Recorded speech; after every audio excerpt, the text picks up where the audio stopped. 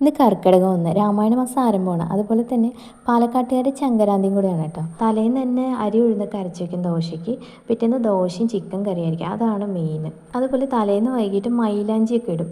മൈലാഞ്ചിയൊക്കെ ഇട്ട്, മൈലാഞ്ചി എന്ന് പറയുമ്പോൾ നമ്മൾ കടയിൽ നിന്ന് വാങ്ങുന്ന മൈലാഞ്ചി അല്ല, വീട്ടിൽ തന്നെ നമ്മൾ മൈലാഞ്ചി അരച്ച് കയ്യിലിടുക ചെയ്യുക.